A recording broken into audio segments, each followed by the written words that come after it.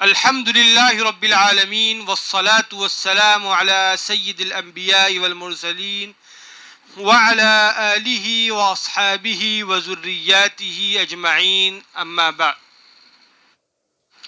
اللہ تعالیٰ کا بڑا شکر احسان ہے کہ اللہ تعالیٰ نے اسلام جیسی عظیم نعمت سے نوازا ہے۔ یہ بہت عظیم اور بہت بڑی نعمت،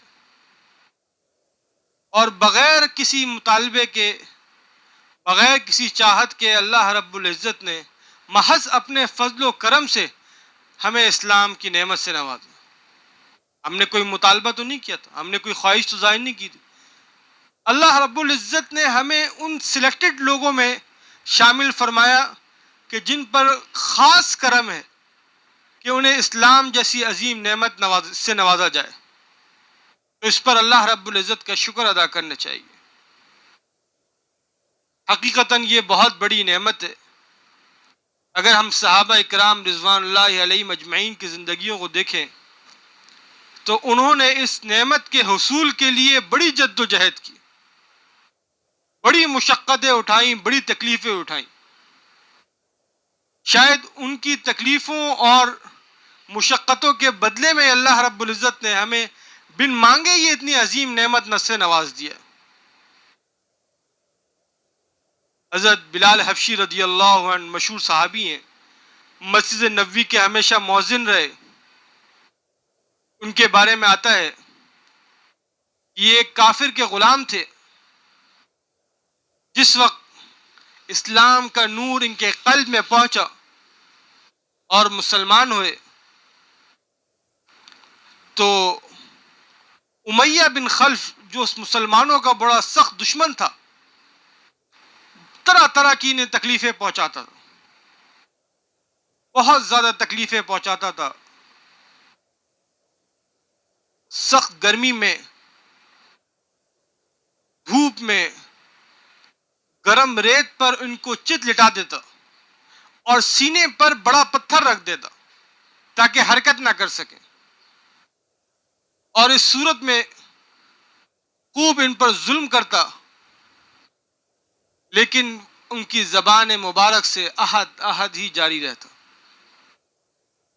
کہ اللہ ایک ہے، اللہ ایک ہے، عبادت کے لائق وہی ہے، اس کے علاوہ کوئی اور نہیں ہے، اور مارتا انہیں اور کہتا یا تو اس حالت میں مر جاؤ یا اسلام سے پیچھے ہٹ جاؤ، مگر وہ نہ اسلام سے پیچھے ہٹتے، ان کی زبان پر صرف احد احد ہی جاری رہتا۔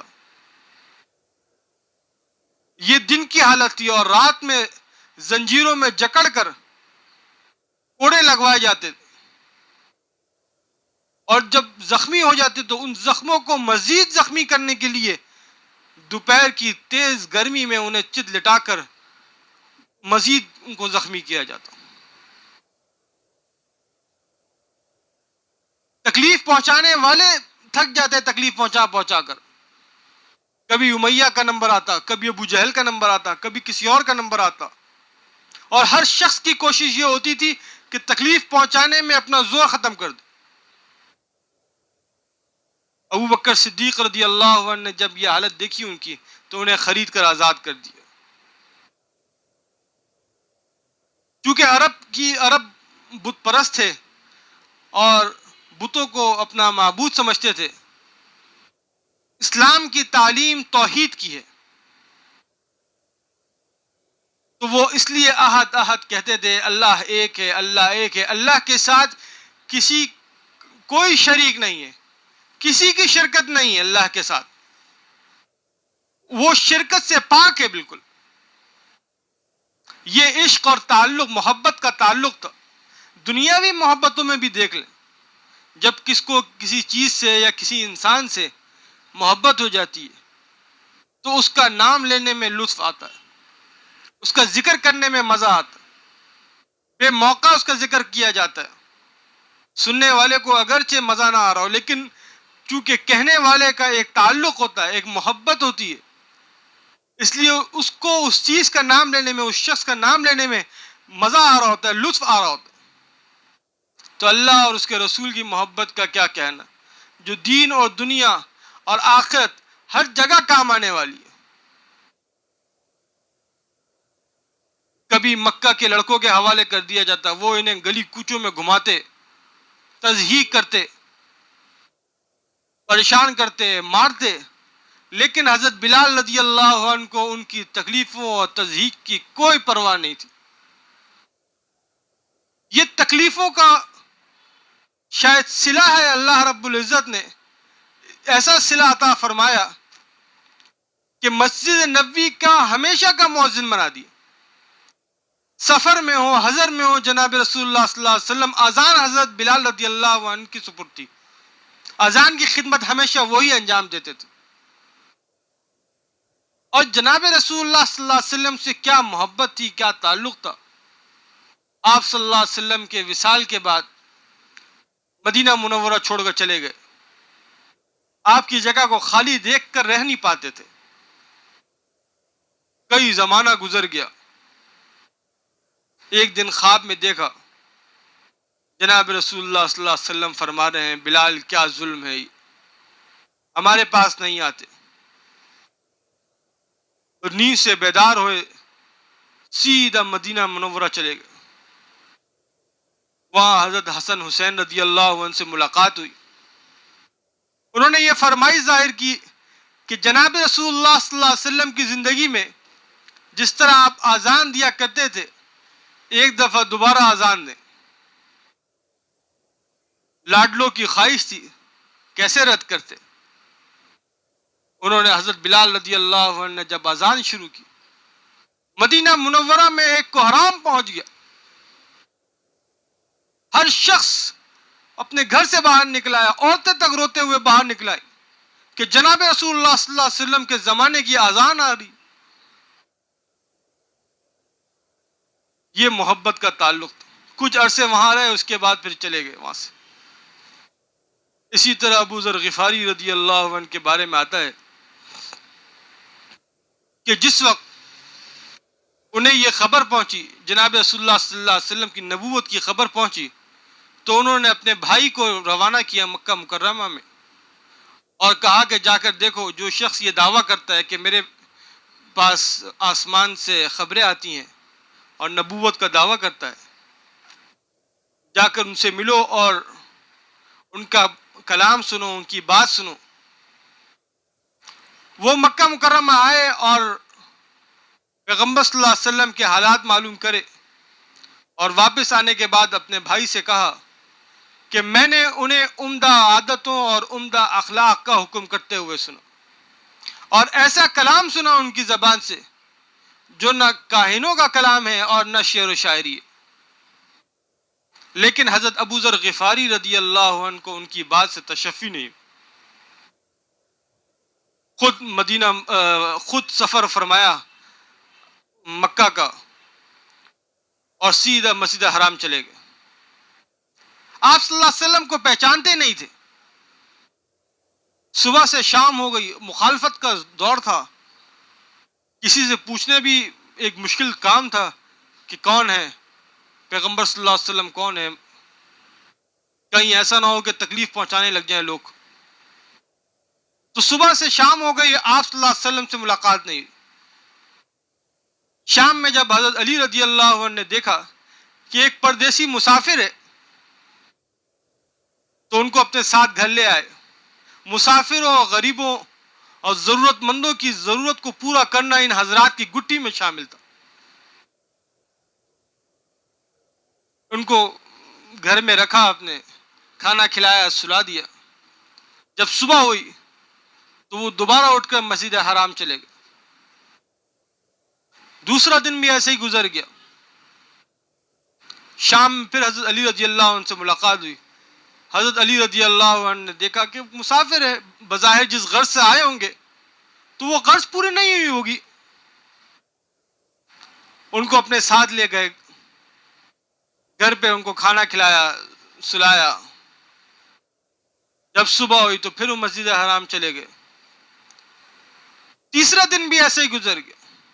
جب تیسری رات آئی تو حضرت علی رضی اللہ عنہ نے ان سے پوچھا کہ بھائی آپ کس غرض سے آئے، آپ کا کیا مقصد. آپ 3 دن سے یہاں پر ہیں، جس غرض سے آپ آئے ہیں وہ غرض کیا ابھی تک پوری نہیں ہوئی؟ تو ابو ذر غفاری رضی اللہ عنہ نے ان سے پہلے عہد و پیمان لیا کہ جو بات میں آپ سے پوچھوں گا آپ انہیں صحیح صحیح بتائیں گے۔ حضرت علی رضی اللہ عنہ سے پوچھا، پورا ماجرا بتایا ان کو، تو حضرت علی رضی اللہ عنہ نے فرمایا ہاں بے شک وہ اللہ کے رسول ہے، میں صبح آپ کو مسجد حرام لے جاؤں گا، لیکن اگر راستے میں کوئی شخص ملے تو میں رک جاؤں گا اور آپ آگے چلے جانا، تاکہ آپ کا اور میرا تعلق ایک ساتھ ہونا معلوم نہ ہو سکے۔ مخالفت کا دور تھا، پریشانی کا دور تھا، اسلام کی ابتدا تھی۔ ایسا ہی ہوا، جب صبح ہوئی تو حضرت علی رضی اللہ عنہ کے ساتھ مسجد حرام چلے گئے۔ حضرت علی رضی اللہ عنہ نے جناب رسول اللہ صلی اللہ علیہ وسلم سے ملاقات کرائی، آپ صلی اللہ علیہ وسلم سے کچھ بات چیت ہوئی، فوراً اسلام لے آئے۔ آپ صلی اللہ علیہ وسلم نے انہیں مشورہ دیا کہ ابھی مخالفت کا دور ہے، ابھی آپ اپنے اسلام کو ظاہر مت کریں، ابھی اپنا اسلام قبول کر لیں اور آپ اسلام کو مخفی رکھیں اور اپنے قبیلے میں چلے جائیں، اور وہاں جا کر جب ہمارا زور ہو جائے گا، اسلام بڑھ جائے گا، پھیل جائے گا، پھر آپ آ جانا۔